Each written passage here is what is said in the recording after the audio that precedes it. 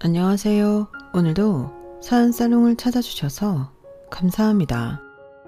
저는 천사 같은 아들과 함께 살고 있는 워킹맘입니다. 항상 다른 사람의 기막힌 사연들을 듣기만 하다가 제가 이렇게 제 사연을 보내게 되다니 이런 날도 오는군요. 참 감회가 새롭네요. 사연살롱의 사연을 들을 때마다 저 역시 남들과 다르지 않은 평범한, 아니 남들처럼 지긋지긋한 결혼살이를 이어간다고 생각하며 카타르시스를 느끼곤 했는데요.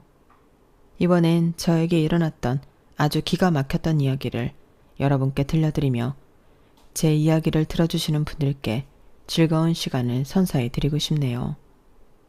그리고 그 일을 겪은 후 아들과 함께 힘차게 살아가려는 저를 응원해달라는 부탁도 드리고 싶고요. 저는 어렸을 적 미국에서 태어나 거기서 10년 동안 거주하다가 한국으로 돌아온 제 나이치고는 조금 특이한 유년 시절을 겪으며 자랐어요. 금융 관련 회사에 다니시던 아빠의 직장 때문이었죠. 한국으로 다시 돌아올 때는 이사직에 올라가게 되면서 저희 아빠는 그 전보다 더 많은 돈을 버실 수 있게 되었어요. 덕분에 엄마와 저희 언니, 저는 부족함 없는 삶을 누릴 수 있었죠. 하지만 너무 열정적으로 일을 하셔서 그랬는지 저희 아빠는 48세라는 젊은 나이에 간암을 얻고 세상을 떠나고 마셨습니다. 아빠가 결혼한 뒤 전업주부로만 살아오셨던 엄마는 아직 고등학생인 언니와 중학생인 절 보며 눈앞이 아득해지셨다고 해요.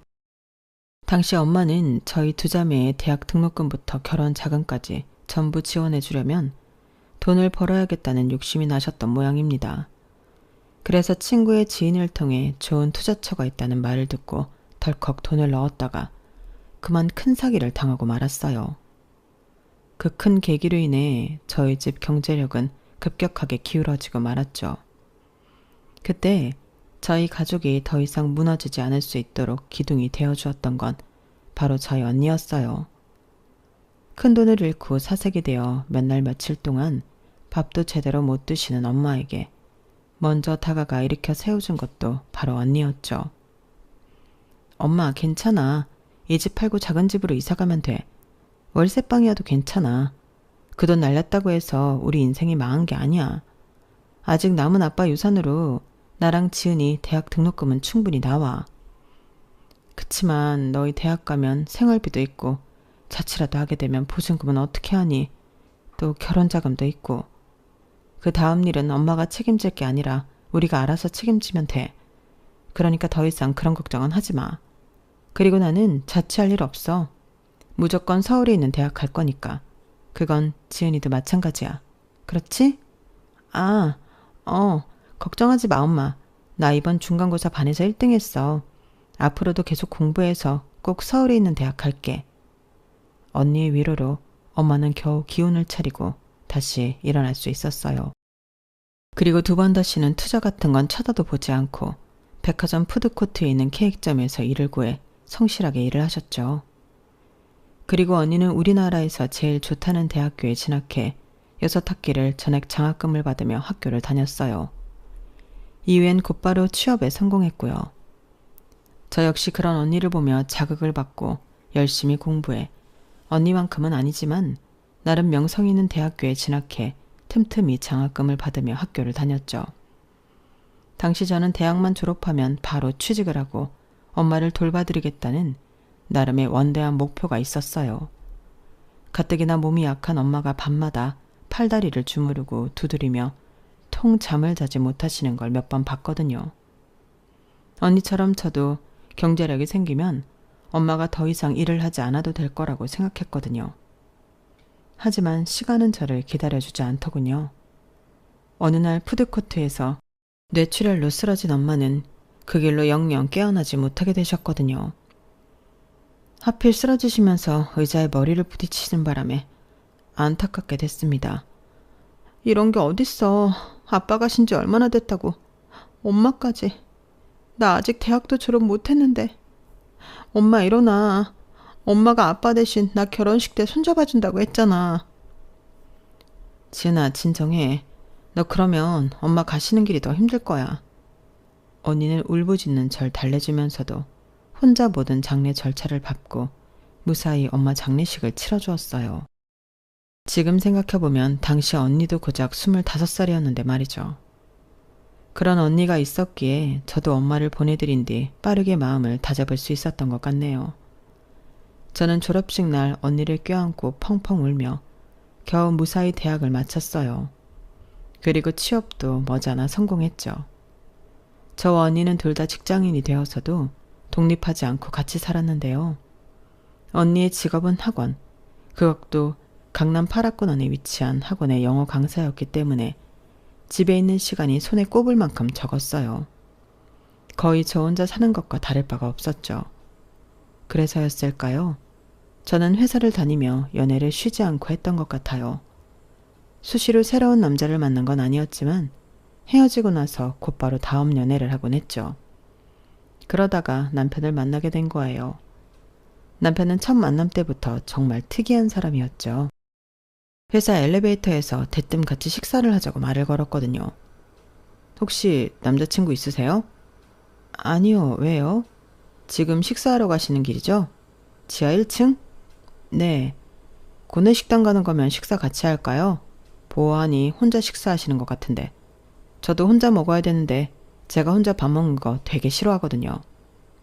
전 영업 B팀 장세진이에요. 신분 확실하죠? 남편은 대시를 하는 건지 밥만 먹자는 건지 애매하게 굴며 식사를 같이 하더니 식사를 마치고 나올 때엔 대뜸 내일은 언제쯤 식사를 할 거냐고 물어보더군요. 그건 왜요? 시간이 딱히 정해져 있지 않아서 모르겠는데요. 번호 달라고 하면 안 줄 거잖아요. 줄 거예요? 그럼 다음 식사는 밖에서 하고요. 제가 여기 근처에 곱창 기가 막히게 하는 곳 알거든요. 그때는 이 사람이 나랑 뭐 하자는 건가 싶은 마음이 들면서도 또 그렇게 은근슬쩍 어필을 하는 모습에 호기심이 들기도 했어요. 그래서 번호를 주고 만남을 가지게 되었죠. 그런데 한두 번 더 만나보니 생각보다 훨씬 성격이 좋고 재미있는 사람이더라고요. 괜히 영업직 사원이 아니구나 싶을 만큼 말주변도 좋았고 상대를 배려하는 것도 세심하고 센스가 넘쳤어요. 저는 그런 그 사람에게 점점 호감을 가지게 되었고 저희는 금세 연인이 되었답니다. 사귄 지 500일이 되던 날 남편은 저에게 깜짝 프로포즈를 했고 저희는 그렇게 결혼을 약속하게 되었어요. 친정 언니는 당연히 너무나 축하해 주었고 시댁 식구들 역시 부모님을 일찍 여의고도 반듯하게 자란 저를 대견해하며 좋게 봐주셨죠.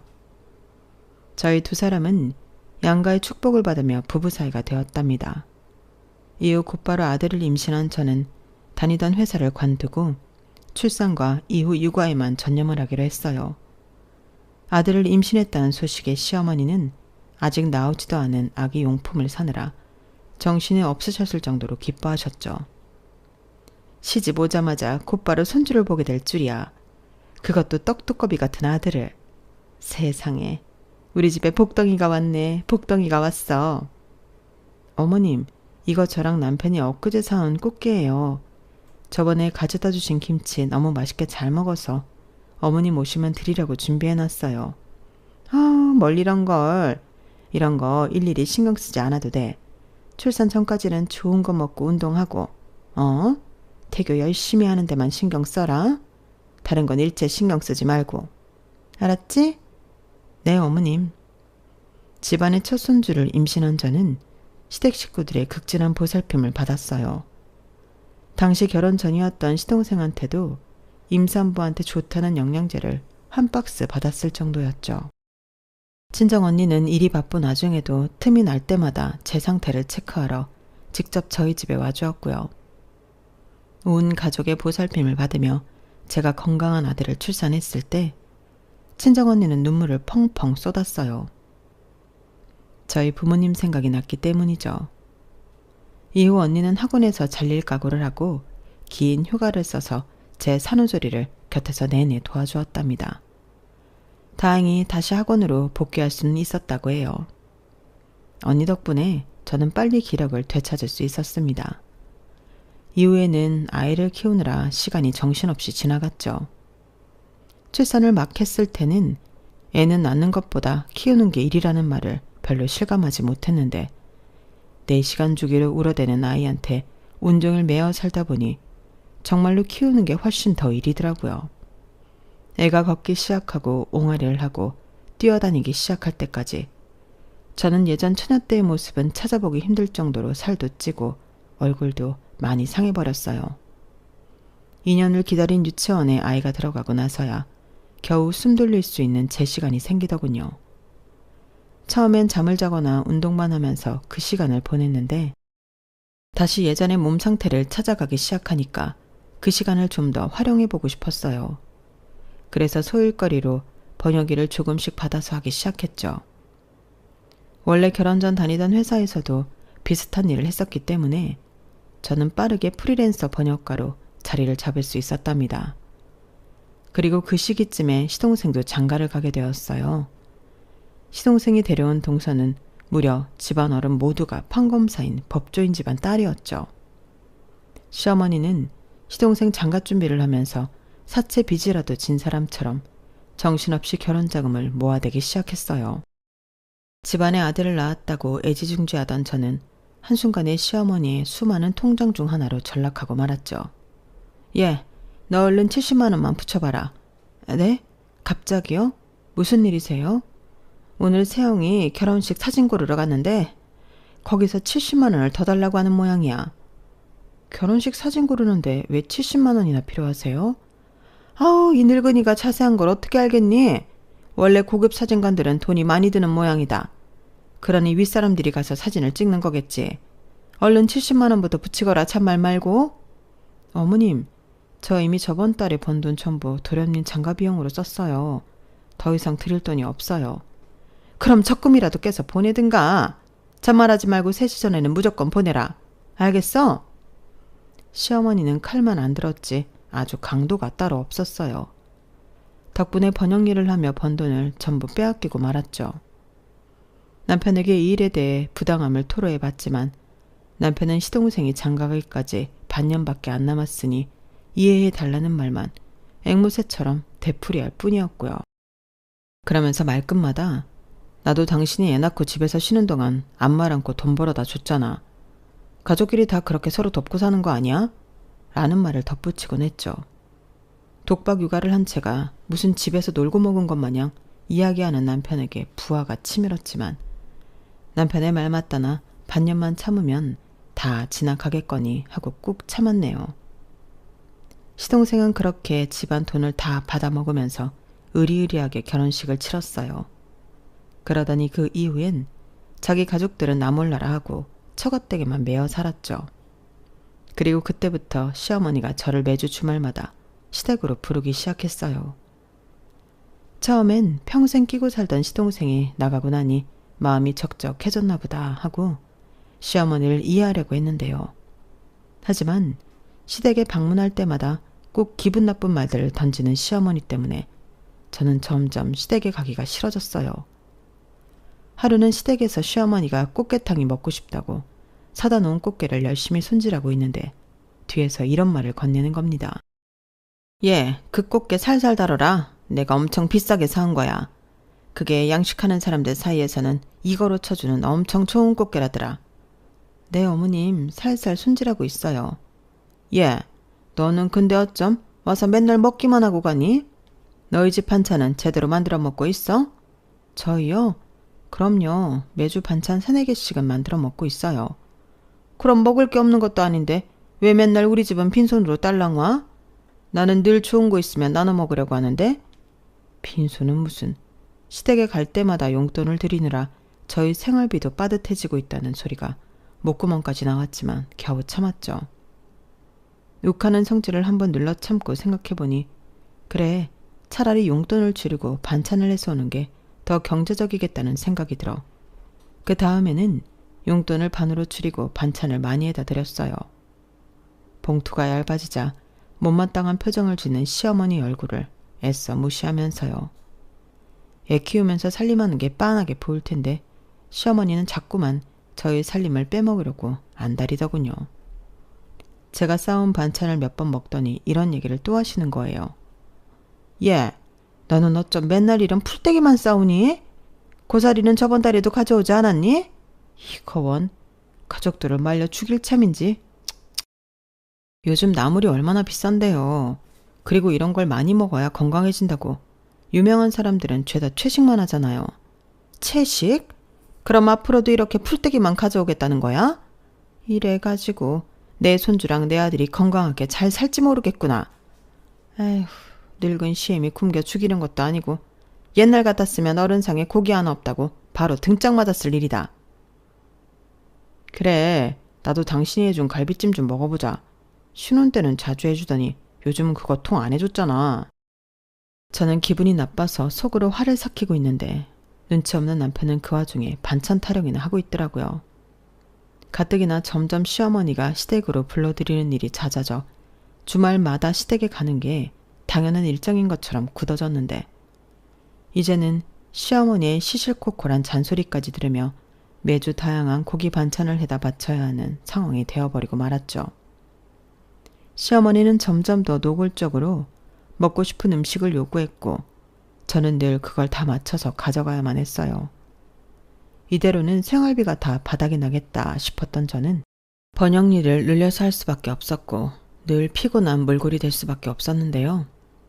그러던 중 하루는 청천벽력 같은 소식이 들려왔어요. 남편이 회사에서 정리해고를 당한 겁니다.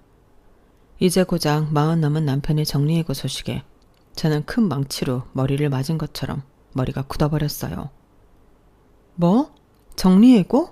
해고? 그럼 회사를 더 못 나간다고? 왜? 무슨 일인데 대체 왜? 지금 시국이 시국이라서 해외 거래처 전부 나가려 됐으니까 그렇지. 해외 거래가 안 되는데 회사가 돈을 어디서 버냐고. 아니 그렇다고 해도 그렇지. 이렇게 일 잘하던 사람을 헌시짝 버리듯이 버려? 그래도 되는 거야? 걱정하지 마. 해고로 처리됐으니까 실업급여는 나온대. 지금 그게 문제가 아니잖아.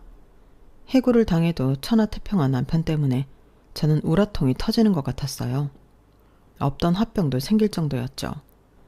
당장 아파트 이자며 공과금, 보험료 등 나갈 돈이 한둘도 아닌데 말인데요. 게다가 애까지 키울 생각을 하니 저는 눈앞이 막막해졌죠.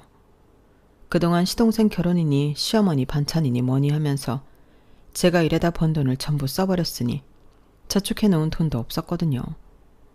결국 저는 친정 언니한테 돈을 조금 빌릴 수밖에 없었죠. 친정 언니는 제가 빌려달라는 돈보다 훨씬 더 많은 돈을 빌려주면서 걱정을 한가득 하더라고요. 요즘 경기가 너무 안 좋아져서 힘든 사람들이 너무 많더라. 제부도 힘든 마음일 텐데 네가 잘 다독여줘. 응 언니 고마워. 다 잘 될 거니까 걱정하지 말고 또 도움 필요하면 언제든지 연락해. 알았지? 응 알았어. 상황 괜찮아지는 대로 이 돈 꼭 갚을게 언니. 그동안 애 키우면서 친정 언니랑은 연락이 뜸해졌었는데 대뜸 돈을 빌려달라는 요청에 이렇게까지 도움을 주니 제 스스로가 더 부끄러웠죠. 친정언니는 한사코 돈 갚지 않아도 된다고 이야기했지만 저는 그날 이후로 잠을 줄여가면서까지 일을 늘려 돈을 벌었어요. 그리고 그런 와중에도 눈치 없이 주말마다 시댁으로 불러대는 시어머니께도 단호하게 이야기했죠. 이제 자주 못 간다고요. 뭐? 이제 안 온다고? 아니 왜? 저희 살림 빠듯해요 어머님. 저 혼자 버는 걸로 애 키우고 저희 세 식구 살림해야 하는데 매주 호화스러운 반찬들 하고 있을 수가 없네요. 그래서 지금 너 먹고 살기 힘들다고 시애미부터 고려장 하듯 내팽개 치겠다는 거야? 어머님 아들이랑 손자 챙기려고 이러는 거예요. 그리고 어머님 혼자 지내시기에 살림도 넉넉하시면서 무슨 그런 소리를 하세요. 지금은 저희가 더 힘들어요. 제가 전과 다르게 단칼에 딱 잘라 거절을 하자 시어머니는 입을 삐죽거리긴 해도 더 이상 군소리하진 않더군요. 하지만 그 다음부터는 본인이 직접 저희 집으로 오기 시작했어요. 결국 저는 네 사람 몫의 살림을 해야만 했죠.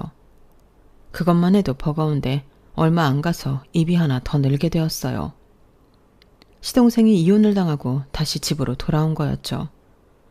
으리으리한 부잣집에 갔다 오면서 왜인지 빈털터리로 왔더군요. 나중에 들어보니 지 형동생 아니랄까봐 회사에서 해고를 당하면서 그 빌미로 가차없이 이혼을 당했다고 하는데 왜 해고를 당했는지 자세히는 못 들었네요. 어쨌든 그 잘난 처가댁도 직장도 잃은 채로 대책 없이 집으로 돌아온 시동생은 주말마다 시어머니와 함께 저희 집을 드나들었어요. 두 사람은 집에 돌아갈 때마다 저희 집 냉장고에서 멸치 한 봉지라도 집어갔고요. 결국 저는 5사람분의 살림을 하게 되었고 몸이 나만하지 않을 정도로 일을 할 수밖에 없었답니다. 당시 저는 몇 개월만 그렇게 버티면 남자들이 알아서 제 경제활동을 다시 할 줄 알았어요. 당연히 그럴 줄 알았죠. 하지만 1년이 지나고 2년이 지나도 태평하게 놀고만 있더라고요. 하루 종일 게임만 하면서요. 그 사이 저는 친정언니한테 2번 더 돈을 빌렸고 일을 받는 회사가 늘어난 결과 단가가 센 일들을 받을 수 있게 되었어요. 2년 만에 시간당 받는 돈이 2배 가까이 많아진 저는 시댁 식구들이 맨날 콩나물 무침만 먹는다고 불면소리를 해도 귀를 딱 닫고 허리띠를 졸라맸습니다. 그렇게 아낀 돈으로 친정 언니한테 빌린 돈을 조금이라도 갚을 생각이었어요. 그러던 와중에 친정 언니한테 먼저 전화가 오더군요. 그 내용은 제 예상과는 전혀 다른 내용이었죠. 여기 땡땡병원입니다. 가족분 되시죠? 오늘 오후 12시 40분 권지혜 씨가 사망하셨습니다. 그 다음은 무슨 정신으로 병원까지 달려갔는지 모르겠어요. 저에게 단 하나 남은 가족이었던 친정 언니가 세상을 떠났다니. 길바닥에서 저는 몇 번이나 다리가 풀려 주저앉았다 일어나기를 반복했던 것 같네요. 친정 언니가 살던 집 근처 마트는 굉장히 급한 경사가 진 골목길에 있었는데요. 그날 하필 그 경사진 골목에 세워뒀던 트럭의 브레이크가 풀리고 말았고 퇴근 후 장을 보러 마트에 가던 친정 언니를 그만 덮치고 말았던 거예요. 그렇게 성실하고 착하게 살던 언니가 그렇게 세상을 떠났다는 사실에 저는 몸을 가누지 못할 정도로 마음이 아팠습니다. 언니까지 이렇게 빨리 떠나갈 줄은 꿈에도 몰랐어. 언니는 나한테 남은 유일한 가족이었는데 왜 하필 언니야. 우리 언니가 얼마나 착실하고 성실한데 이런 게 어딨냐고. 여보, 너무 슬퍼하지 마. 당신 말대로 채영은 좋은 사람이었으니까 분명 좋은 곳으로 갔을 거야. 당신이 이렇게까지 슬퍼하면 오히려 채영이 마음 놓고 못 떠나. 채영이 걱정 없이 떠날 수 있도록 당신이 힘을 내야지. 그 전까지는 왼수 같기만 하던 남편도 하나밖에 없는 제 가족을 잃고 슬퍼하자 절 위로해 주더군요. 초등학생이었던 아들조차 고사리 같은 손으로 저를 위로해 주었고요. 일만 하고 살던 친정언니는 장례식도 조촐하게 치러졌는데 오는 사람마다 하나같이 눈물을 펑펑 흘리며 언니가 얼마나 좋은 사람이었는지 추억했어요. 그리고 저를 진심으로 위로해주고 갔죠. 장례식이 끝나고 나서도 저는 며칠 동안 기운이 하나도 없었어요. 밥도 제대로 넘기지 못했고 일도 잠시 멈춰야 했을 정도였죠. 어린 나이부터 차례대로 부모님을 여인 것도 모자라서 고작 3살 차이였던 언니마저 젊은 나이에 떠나보내니 제가 무슨 저주라도 받았나 싶더군요. 그런 생각에 잠도 제대로 잘 수가 없었어요. 제가 하도 기운을 못 차리니 웬일로 시어머니가 죽을 써서 갖다 주시더라고요. 그러더니 정말 오랜만에 저에게 따뜻한 말을 건네주었죠. 간 사람은 안타깝지만 산 사람은 살아야지. 여기 있는 사람들도 다 네 가족이다. 우리야 그렇다 쳐도 적어도 네 피부치를 봐서라도 얼른 기운을 차려야지. 레미가 자꾸 죽는 소리 하면 어린 자식들도 그 영양 분명히 받아. 이거 먹고 얼른 기운 차리거라. 시어머니의 말은 100번 맞는 말이었어요. 저는 시어머니 말대로 아들을 보면서 억지로 정신을 차리기 시작했어요. 언니 유품도 그제서야 정리하기 시작했고 언니가 살던 집도 전부 처분했죠. 혼자 검소하게 살면서 일만 하던 언니였기에 유산이 상당히 많았어요. 함부로 손대기 어려울 정도로요. 제가 관리하기 어려울 정도였기에 차차 자산관리를 배우면서 손을 대야겠다고 생각하며 일단은 제가 거의 쓰지 않는 계좌에 따로 보관만 해두었죠.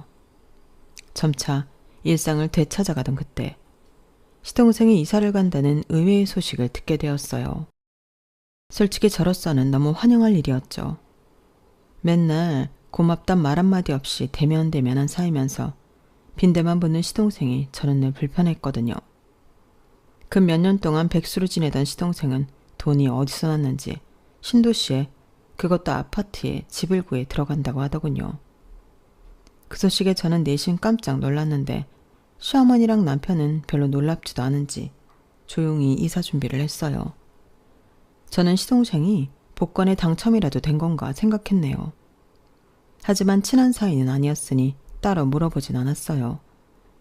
그렇게 시동생이 이사 간다는 날이 되었고 오후에 이삿짐 차가 온다고 하니 온 식구가 가서 아침부터 짐 포장을 도와주고 있었어요. 포장이 거의 다 끝나갈 때쯤 보험사에서 연락이 오더군요. 언니의 보험이 입금되었다고요. 마지막 보험금이었고 저는 알겠다고 하고 전화를 끊은 뒤 은행 계좌를 확인해 보았습니다.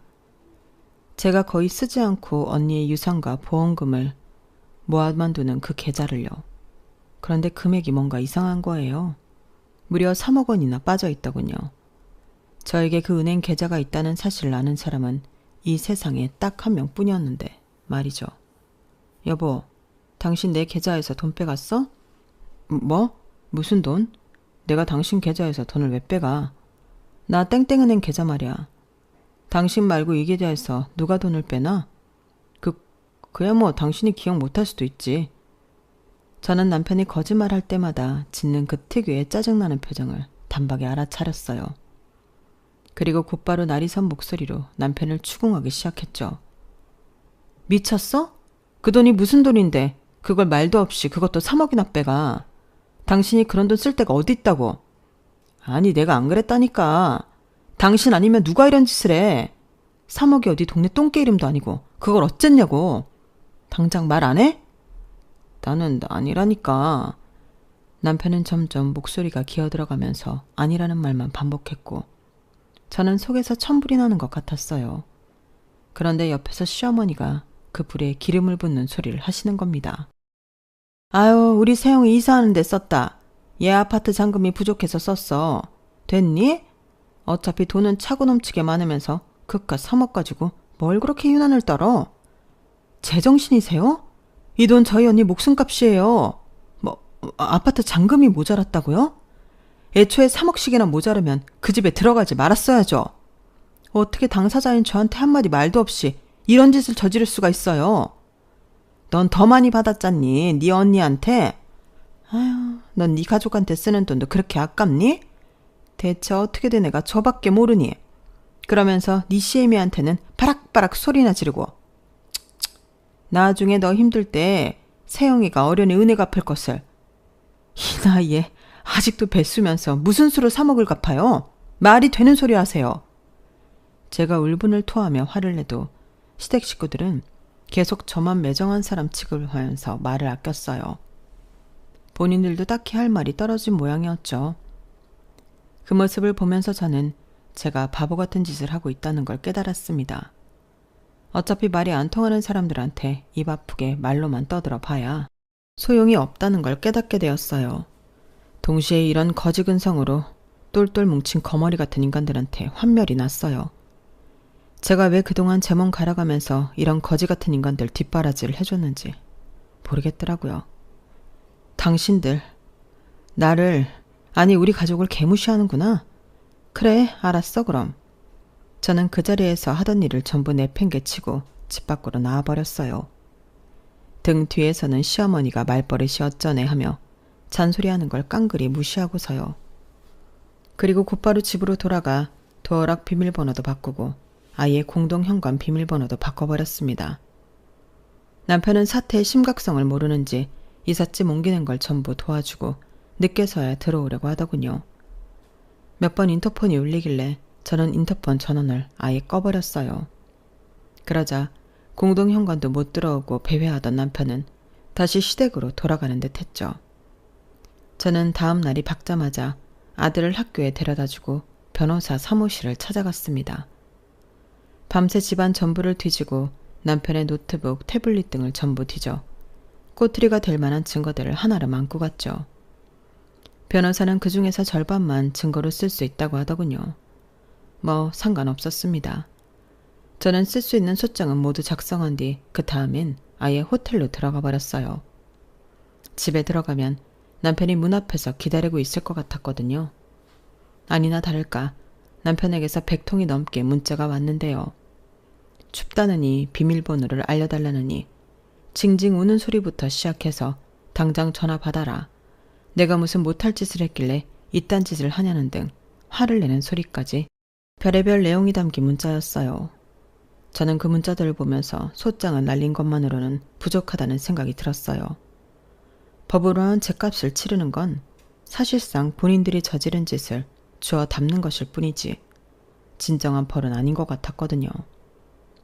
그런 생각을 하며 저는 호텔에 며칠 더 묵었고 생각이 정리되었을 때 남편의 전화를 받아주었어요. 남편은 이미 여러 개의 소장을 받고 사색이 된 상태였죠. 당신 이 소장들 뭐야? 대체 가족끼리 왜 그래? 내가 그 돈은 앞으로 일해서 차차 갚을게. 이거 진짜로 진행할 거 아니지? 내가 왜 당신 가족이야? 피 한 방울 안 섞였는데. 이혼 도장만 찍으면 곧바로 남남 아닌가? 일단 만나서 얘기해. 당신 지금 너무 화나서 이러는 거지. 막상 만나서 얼굴 보고 이야기하고 풀면 생각 달라질 거야. 일단 그래 만나나 보자. 내가 내일 점심때쯤에 어님댁으로 갈 테니 거기서 만나. 저는 할 말만 마치고 그대로 전화를 끊어버렸어요. 약속을 했으니 더 이상 다른 연락은 오지 않더군요. 저는 다음날 점심때쯤 시댁 식구들을 보러 갔어요. 7층까지 굳이 올라가지 않고 현관 앞에서 세 사람을 만났죠. 세 사람은 저를 보자마자 앓는 소리를 하며 어르고 달래기 시작했습니다. 아니 얘 서운한 점 있으면 우리한테 얘기를 하지. 무슨 소장이니 고소니 이런 걸 다 보내고 그래. 가족끼리 대화로 풀면 될 일을. 그래 당신 여기서 이러지 말고 일단 올라가서 얘기하자. 여기까지 왔는데 왜 길바닥에서 보자고 해. 얼른 올라가자. 형수 저 다음 주에 면접 2군데나 잡혔어요. 이제 다시 일하려고요. 저 이제 더 이상 백수 아니에요. 형수한테 빌린 돈 그거 앞으로 일하면서 차차 갚아 나갈게요. 걱정하지 마세요. 그때도 분명히 세영이가 이래서 갚는다고 그랬는데 그 얘기는 못 들은 게야? 분명 갚는다니까. 얘는 무슨 우리가 네 돈 훔치게라도 한 것처럼 그러니. 얼른 오해 풀었으면 그 보낸 것들 전부 취소하거라. 그래 우리가 아무리 빨리 갚는다고 해도 어떻게 당장 3억을 만들어. 급하게 생각하지 말고 그냥 좀 기다려봐. 나도 이제 곧 일 구할 거니까 일 구하면 세영이랑 같이 갚을게. 그 말을 믿으라고? 당신들이 정신없다고 나도 내 정신이 없는 줄 아네. 난 이제 백수 한량인데다가 남의 돈 훔쳐다 쓰는 당신들 같은 인간 말은 안 믿어. 고작 면접 2개 잡힌 거 가지고 무슨 벌써 취직해서 월 500은 버는 양 떠들어. 됐고 다들 이거 받아요. 저는 미리 준비해두었던 사람 몸통만한 하드보드지와 까만 마카를 세 사람에게 나눠주었어요. 세 사람은 어리둥절한 얼굴로 절 쳐다보았죠. 이게 뭐야?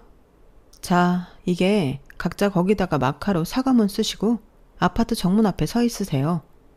매시 정각마다 소리내서 크게 읽고 사죄해요. 나랑 우리 가족한테. 특히 우리 언니한테. 뭐라고? 지금 우리더러 시위대처럼 이거 들고 서 있으라는 거야? 잘 안 해. 지금 써서 나가면 앞으로 2시, 3시, 4시에 딱 맞춰서 읽으면 돼. 무슨 이런 해괴망측한 짓을 시켜. 당신 지금 뭐 하자는 거야? 이걸 하면 나한테 갚아야 하는 돈을 좀 탕감을 해주고 아니면 말고 없던 일로 하든지. 갚을 돈을 깎아준다는 말에 세 사람은 밥국에 눈알만 굴릴 뿐. 더 이상 아무 말도 하지 않았어요. 저는 준비해온 계약서도 세 사람에게 나누어 주었습니다. 자, 여기 받아요. 거기 적힌 대로 각자 반성문을 들고 서 있다가 정각마다 소리내서 읽으면 소정의 금액을 탕감해 줄 거예요. 제 사인은 미리 해놨으니까 당신들 사인도 하세요. 싫으면 말고요. 처음엔 세 사람 모두 이런 걸 왜 하냐면서 볼멘 소리를 했어요. 저는 그럼 얘기 다 끝났다며 미련 없이 가방을 챙겨들었죠. 제가 진짜 가버리려고 하니 세 사람은 우물쭈물하다가 결국 사인을 하더군요. 그리고 각자가 잘못한 내용을 마카로 큼지막하게 적기 시작했어요. 그걸 보니 지들도 뭘 잘못하고 있었는지는 알고 있었더라고요.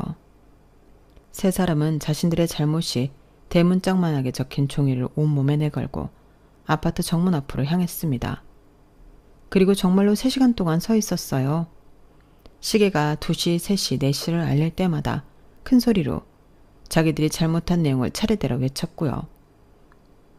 저는 아내의 통장에서 몰래 3억을 빼돌려 동생에게 주었습니다.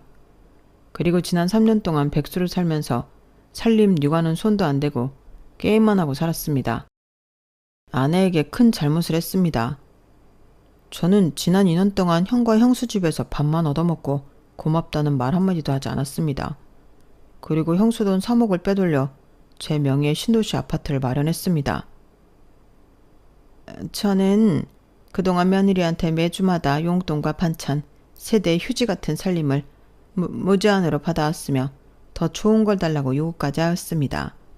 그리고 아들 둘을 잘못 키워 며느리한테 빈대짓을 하게 했습니다. 제 잘못입니다.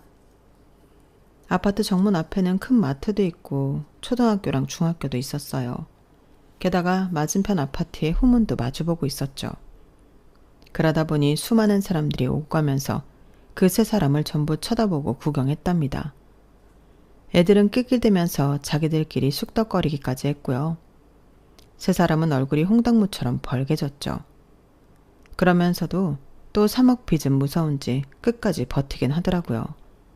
그 꼴을 보아하니 그제서야 좀 고소하다는 생각이 들더군요. 약속한 3시간이 지나고 3사람은 후다닥 종이를 벗어 던지고 저에게 왔어요. 자, 네가 시킨 대로 했다.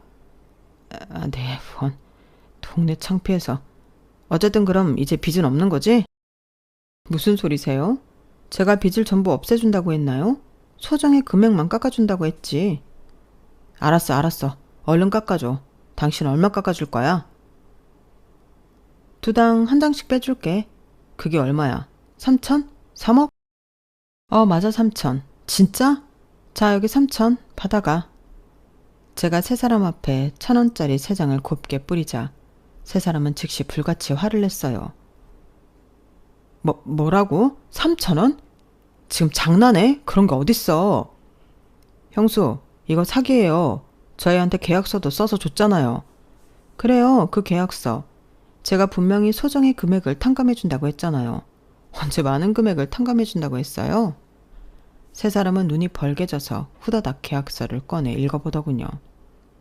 시시각각으로 망연자실한 표정으로 변하는 3사람을 뒤로하고 저는 유유히 미리 불러둔 택시에 올라탔어요. 3사람의 멍청한 얼굴이 망연자실해지는 광경을 구경하고 나니 속이 다 편안해지더라고요. 그날 호텔로 돌아와서 아들과 함께 2다리 쭉 뻗고 얼마나 단잠을 잤는지 몰라요. 저는 그 뒤로 3사람이 아무리 울고불고 매달려도 한치 흔들림 없이 이혼이며 고소 등 법적 문제를 전부 처리해 나갔어요. 시동생 명의의 집은 가압류가 들어가 시동생은 새 집을 얻자마자 홀라당 빼앗기고 말았어요. 남편은 경제사범으로 이름에 빨간 줄이 생겨버렸고 저에게 가져간 돈을 도로 뱉어냈을 뿐만 아니라 이혼 위자료도 탈탈 털어서 줘야만 했습니다. 그리고 앞으로 약 10년 동안 아들의 양육비까지 지불해야 했죠. 게으르고 멍청한 데다 심보까지 고약한 그 3사람은 결국 갖고 있던 집까지 처분하고 단칸방에 셋이 함께 산다고 하더군요. 남편과 시동생은 대리운전을 하면서 돈을 벌고 있고요. 그 인간들의 근황을 별로 알고 싶진 않았지만 전 남편과 전 시어머니가 하도 우는 소리를 해서 억지로 다 알아버렸네요. 시댁 식구들의 시끄러운 소리를 듣고 싶지 않았던 저는 지금은 3사람의 연락처를 모두 차단한 상태예요. 지금은 눈에 넣어도 아프지 않을 아들과 함께 둘이 새로운 삶을 살아가고 있답니다. 언니의 유산과 보험금, 시댁에게서 받은 보상금 및 위자료들을 전부 합치니 저는 18억이라는 엄청난 금액을 보유하게 되었어요.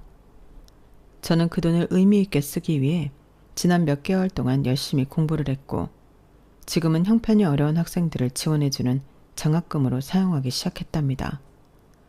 아이들을 가르치는 일을 오랫동안 해왔던 언니라면 아마 그 돈이 이렇게 쓰이길 원했을 것 같아서요. 제 이야기는 이렇게 마무리가 되었어요. 모쪼록 듣는 분들께 좋은 감정으로 들렸길 바랍니다. 앞으로는 저희 아들과 함께 몸도 마음도 건강한 삶을 꾸려갈 예정이에요. 저와 저희 아들에게 응원 한마디씩 부탁드릴게요. 감사합니다. 건강하세요.